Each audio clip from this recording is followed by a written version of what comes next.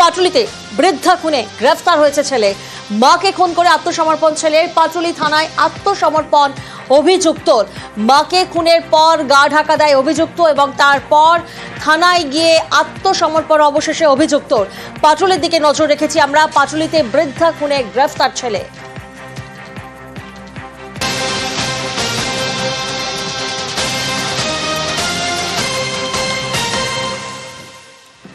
পাটুলির দিকে এই মুহূর্তে আমরা নজর রেখেছি। পাটুলির সেখানে বৃদ্ধা খুনে গ্রেফতার করা হয়েছে ছেলেকে। মাকে খুন করে আত্মসমর্পণ করেন সেই ছেলে। পাটুলি থানায় আত্মসমর্পণ অভিযুক্তের। অপরাধ কবুল করেছে বৃদ্ধার ছেলে। মাকে খুনের পর গা ঢাকা দেয় অভিযুক্ত। প্রতিনিধি রৌনক এই মুহূর্তে আমাদের সঙ্গে রয়েছেন। সরাসরি রৌনকের থেকে জানবো, রৌনক, ইতিমধ্যেই থানায় গিয়ে আত্মসমর্পণ করেছেন অভিযুক্ত। খুনের মোটিভ কি, কি কারণে এই মর্মান্তিক খুন?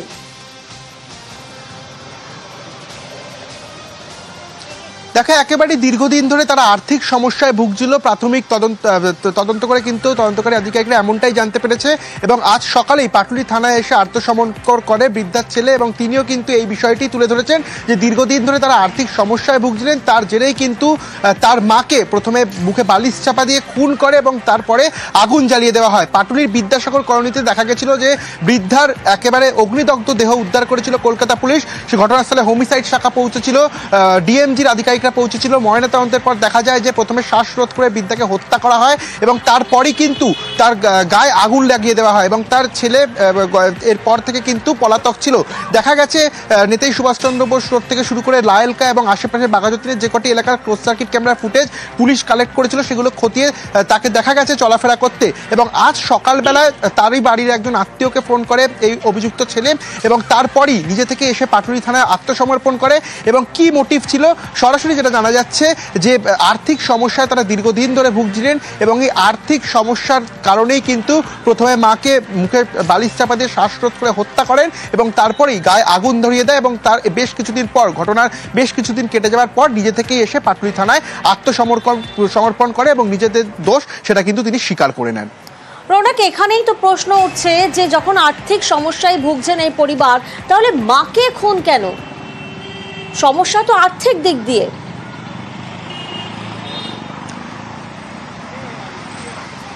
দেখো, যেটা জানা যাচ্ছে দীর্ঘদিন ধরে মাকে নিয়েই কিন্তু বিদ্যাসাগর কলোনির ফ্ল্যাটে তিনি ভাড়া থাকতেন। সেক্ষেত্রে একটা মানসিক অবসাদেও তিনি ভুগছিলেন তার পরিবারের তরফ থেকে, এমনটাও কিন্তু বলা হয়েছিল। সেক্ষেত্রে মাকে নিয়ে দীর্ঘদিন ধরে যেহেতু এই ফ্ল্যাটে ভাড়া থাকতেন, ফ্ল্যাটের ভাড়া দেওয়াতেও একটা সমস্যার মধ্যে তারা পড়ছিলেন এবং সংসার চালাতে গিয়েও কিন্তু বেশ আর্থিক সমস্যায় তিনি পড়ছিলেন। যেটা জানা যাচ্ছে সূত্র মারফত ইনি কিন্তু ট্রেডিংয়ের সঙ্গে যুক্ত ছিল এবং বেশ কিছুদিন যাবৎ বেশ কিছু প্রায় লক্ষ লক্ষ টাকা এই ট্রেডিংয়ে কিন্তু তিনি ক্ষতি হারিয়েছিলেন। সেক্ষেত্রে সেই ধাক্কা না নিতে পেরেই হয়তো এরকম একটা সিদ্ধান্ত নিয়েছিলেন। দীর্ঘদিন ধরে যেহেতু মাকে নিয়ে একা থাকতেন, ফ্ল্যাট ভাড়া করে থাকতেন, সেক্ষেত্রে সংসার কীভাবে চালাচ্ছিলেন সেটা হয়তো বুঝে না উঠতে পেরেই প্রথমে মাকে শ্বাসরোধ করে খুন করেন এবং তারপরই হয়তো নিজের একটা পালিয়ে যাওয়ার কোনো ছক কষছিলেন তিনি। কিন্তু পরবর্তীতে দেখা যায় ঘটনা ঘটে যাওয়ার বেশ কিছুদিন পর, প্রায় 3 দিন পর নিজে থেকেই কিন্তু পাটুলি থানায় তিনি যান, আত্মসমর্পণ করেন এবং গোটা ঘটনাটি তিনি পুলিশকে জানিয়েছেন এবং তিনি যে খুন করেছে সেই বিষয়টিও কিন্তু তিনি তদন্তকারী আধিকারিকদের সামনে স্বীকার করে নিয়েছেন।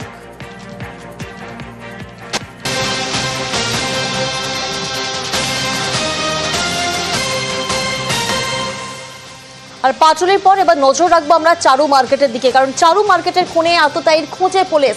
ফাঁকা ফ্ল্যাটে পরিচারকের রক্তাক্ত দেহ উদ্ধার হয়। সিসি ক্যামেরা কাজই করেনি। দ্বিতীয় ব্যক্তির অস্তিত্ব সম্পর্কে কার্যত নিশ্চিত পুলিশ। সিসি ক্যামেরা কাজ না করায় সমস্যায় পড়তে হচ্ছে পুলিশকে। তদন্তের গতি প্রকৃতি কোন দিকে এই মুহূর্তে, কি জানা যাচ্ছে? আমাদের প্রতিনিধি অমিত এই মুহূর্তে আমাদের সঙ্গে রয়েছেন। অমিত, চারু মার্কেটের এই ঘটনা তদন্তের গতি প্রকৃতি কোন দিকে? প্রাথমিক তদন্তে কি কি তথ্য সামনে আসছে?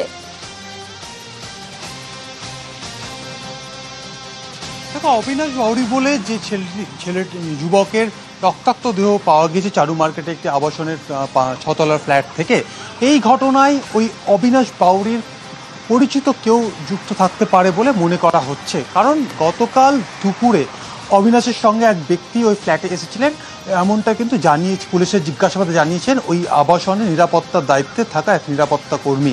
সেক্ষেত্রে যে ব্যক্তি ওই ফ্ল্যাটে এসেছিলেন তিনি নাকি তার সাথে আর কেউ এর সঙ্গে যুক্ত রয়েছে, সমস্ত এই মুহূর্তে তদন্তের বিষয়। এবং ময়নাতদন্ত হচ্ছে এবং শরীরে যে আঘাতগুলো রয়েছে, কী ধরনের অস্ত্র ব্যবহার করা হয়েছিল মারার ক্ষেত্রে, অর্থাৎ কোনো ধারালো ছুরি নাকি ব্লান্ট ওয়েপন, কারণ মুখের যে আঘাত, সেই আঘাত থেকে ব্লান্ট ওয়েপনের কথা কিন্তু মনে করছে পুলিশ। অন্যদিকে ঘাড়ে যে কাটমার্ক রয়েছে বা কাটমার্ক ইঞ্জুরি রয়েছে, সেক্ষেত্রে কী ধরনের শার্প ইঞ্জুরি ব্যবহার করা হয়েছিল কিনা, সেই শার্প ছুরি বা নাইফ ব্যবহার করা হয়েছিল কিনা, সমস্তটা কিন্তু ময়নাতদন্ত হলে স্পষ্ট হবে এবং মৃত্যুর সময়ও স্পষ্ট হয়ে যাবে ময়নাতদন্ত হওয়ার পর। তবে এই ঘটনার সঙ্গে পরিচিত কেউ জড়িত থাকতে পারে বলে মনে করা হচ্ছে এবং একই সঙ্গে খুন যদি হয়ে থাকে তাহলে খুনের মোটিভ কী, তাহলেই কোথাও গিয়ে অবিনাশের সঙ্গে আততায়ীর কোনো শত্রুতা ছিল বা কোনো কারণে বচসা হয়েছে বা কোনো আর্থিক লেনদেন সংক্রান্ত কোনো বিষয় রয়েছে, এই বিষয়গুলো কিন্তু তদন্তকারী আধিকারিকরা খতিয়ে দেখছেন। অন্যদিকে নিরাপত্তারক্ষী ছাড়াও যার ফ্ল্যাটে তিনি পরিচারক হিসেবে কাজ করতেন, অর্থাৎ তিনিও আসানসোলের বাসিন্দা, তাকেও এক্সামিন করেছে যে সাম্প্রতিক সময়ে তিনি কোনো মনে করতে পারছেন কিনা যে অবিনাশের সঙ্গে কারো ঝামেলা হয়েছে কিনা বা কারো অশান্তি হয়েছে কিনা। সব মিলিয়ে পরিচিত কেউ আছে বলে মনে করা হচ্ছে এবং তদন্ত এগিয়ে নিয়ে যাওয়া হচ্ছে। বেশ, আমাদের যেটা দেখে মনে হচ্ছে এটা একটা মার্ডার আছে, তো আমরা ঘটনা তদন্ত করছি। তার বডিতে কোথায় কোথায় ইনজুরি রয়েছে ওটা ইনকোয়েস্ট চলছে। আশেপাশে যে সিসিটিভি আছে, বিল্ডিংয়ে যে সিসিটিভি আছে, তার আমরা ফুটেজ নিয়ে আমরা দেখার চেষ্টা করছি যে কী হচ্ছে। ওনার পরিচিত আজকে কেউ এসেছিল সঙ্গে? দেখুন, এটা আমাদের সিকিউরিটি গার্ড রিভিল করেছে যে ওনার সঙ্গে কেউ এসেছিল, সে ওনার পরিচিত কি পরিচিত না, পুরুষ না মহিলা? না, পুরুষ ছিল। খুন হয়েছে, তার কি কোনো আজকে কোনো ব্যাংকিং ট্রানজ্যাকশন আপনারা পেয়েছেন এরকম কিছু? দেখুন, এখনো পর্যন্ত তার ফোনটা মিসিং আছে, ঠিক আছে? তার ফোনটা মিসিং থাকলে তো আমাদের পক্ষে এই মুহূর্তে বলা সম্ভব না। তাহলে তার ব্যাঙ্ক অ্যাকাউন্ট কোথায় আছে, সেই ব্যাংকে আমরা গেলে তবেই বলতে পারি। অজ্ঞাত পরিচয় কোনো এক ব্যক্তির সঙ্গে একে আজকে দুপুরবেলায় দেখা গেছে, এইটা এখানকার সিকিউরিটি গার্ড বলেছেন। এছাড়া কোনো ডিটেলস আমরা পাইনি, বাকি সমস্ত ডিটেলস পুলিশ তদন্ত করে দেখছে। চারু মার্কেটে খুন হন আসানসোলের যুবক। নিহত অবিনাশ বাউরির বাড়ি কুলটিতে। দোলের সময় শেষবার বাড়ি যান অবিনাশ বাউরি। গতকাল বাড়ি যাওয়ার কথা ছিল অবিনাশের। ছেলের মৃত্যু সংবাদে আসানসোলে শোকের ছায়া। আমরা কোথায় যাব, কি করব, কোথায় ওকে দেখতে পাবো? ফোন করলে আমাকে বললো, মা তুই চিন্তা করিস না, আমি আসছি, আমি ঘরে যাই, তোর সঙ্গে কথা করবো। আপনারা খবরটা কটায় পেলেন? খবর আমরা তো রাত্রের বেলা পাইছি, আমি আর ছিলুম না এখানে। আমরা শত্রুতা ছিল? না না না, ও স্যার আমি এটা বলতে পারবো না। ও আমার ছেলের শত্রু কারু নাই। যে বন্ধু ছিল, আমরা কি করে জানবো যে মালিকে সার ছিল কি আমরা বন্ধুতা করেছে, ওইটা তো আমরা আর বলতে পারছি না স্যার। আমার ছেলে বলেছিল, মা আর আমি এখানে কাজ করতে পারবো না। তো আমি বলি, ঠিক আছে, যদি কাজ না করতে পারবি তো ছেড়ে দিবি।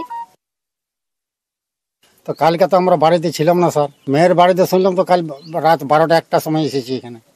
এটা কি মানে মার্ডার করা হয়েছে স্যার, আর কি হবে জানি না স্যার। ও আর একটা বন্ধু থাকতো। আপনার নাম কিছু বলতো না? নাম কিছু বলতো না স্যার।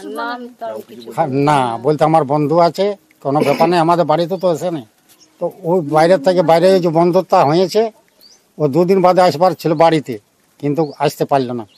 যেদিন আসতো সেদিনই তো ওর মার্ডার হয়ে গেল। হতে পারে ওর বন্ধুতেই এই সকলকে হয়তো করেছে, তাছাড়া তো কিছু করতে পারে না। এমন লোক তো কেউ কিছু করবে না।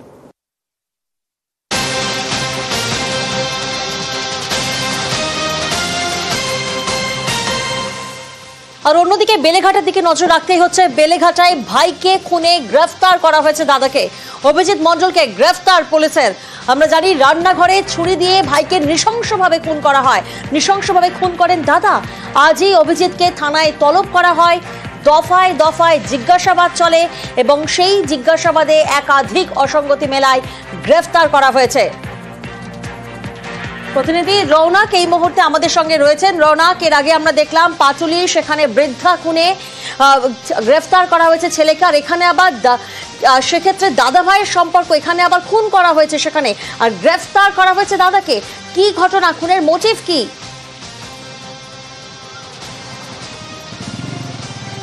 দেখা একেবারে যে দেহ উদ্ধার হয়েছিল গত 27 তারিখ রোহন মণ্ডলের, ঠিক তার দাদা তার ফ্ল্যাটের নিচেই থাকতেন অভিজিৎ মণ্ডল। সম্পত্তিগত বিবাদ, দাদা তার ফ্ল্যাট বিক্রি করে দিয়েছিলেন গত কিছু মাস আগে প্রায় 4 লক্ষ টাকার বিনিময়ে, এবং এই রোহন মণ্ডলের ফ্ল্যাট হাতিয়ে নেবার কিন্তু একটা পরিকল্পনা করেছিলেন। এই নিয়ে প্রাথমিক তাদের বিবাদ শুরু হয়। তারপরে বিবাদ এমন জায়গায় যায়, রান্নাঘর থেকে যে ছুরি, সেই ছুরি নিয়ে এসে একাধিক জায়গায় এলোপাথারি কোপ মারা হয়, যার জেরে যখন দেহ উদ্ধার হয় সেখানে কিন্তু হাতে কাটমার্ক, গলার কাছে কাটমার্ক দেখে তদন্তকারী আধিকারিকরা এবং ময়নাতদন্তের রিপোর্টে আসে যে খুন করা হয়েছে তাকে। এবং আজ সকালেই অভিজিৎ মণ্ডলকে বেলেঘাটা থানায় ডেকে পাঠানো হয়, দফায় দফায় তাকে জিজ্ঞাসাবাদ করা হয় এবং জিজ্ঞাসাবাদে একাধিক অসঙ্গতি পাওয়া যায়। সেই অসঙ্গতির জেরেই কিন্তু তাকে জিজ্ঞাসাবাদে তিনিও এই বিষয়টি সামনে আনেন যে এই কারণের জেরেই কিন্তু এই রোহান মণ্ডলকে খুন করা হয়েছে। তারপরেই কিন্তু এই ঘটনার জেরে গ্রেফতার করা হয় অভিজিৎ মণ্ডলকে। গত 4 মাস আগেই জানা যাচ্ছে প্রায় 4 লক্ষ টাকার বিনিময়ে নিজের ফ্ল্যাট, অর্থাৎ অভিজিৎ মণ্ডল নিজের ফ্ল্যাট বিক্রি করে দেওয়ার একটা পরিকল্পনা করেছিলেন, এবং যেখানে তিনি থাকেন ঠিক তার ওপরের ফ্লোরেই এই রোহান মণ্ডল থাকতেন, তার ফ্ল্যাট হাতিয়ে নেওয়ার একটা পরিকল্পনা করেছিলেন। তাতে বাধা দিতেই কিন্তু একটা চরম পরিণতি হয় এবং 27 তারিখ সন্ধ্যেবেলায় দুজনের মধ্যে একটা বিবাদ ঘটে এবং বিবাদ এমন পর্যায়ে যায়, রান্নাঘর থেকে যে ছুরি, সেই ছুরি নিয়ে এসে এলোপাতারি কোপ মারা হয় রোহান মণ্ডলকে। তার জেরেই তার মৃত্যু হয় এবং যে ছুরি, অর্থাৎ যে অস্ত্র ব্যবহার করা হয়েছে তাকে খুন করার জন্য, ঠিক বাড়ির থেকে কিছুটা দূরে একটা ম্যানহোল থেকে সম্পত্তি নিয়ে বিবাদ, আর সেই বিবাদের জেরেই ভাইকে খুন দাদা।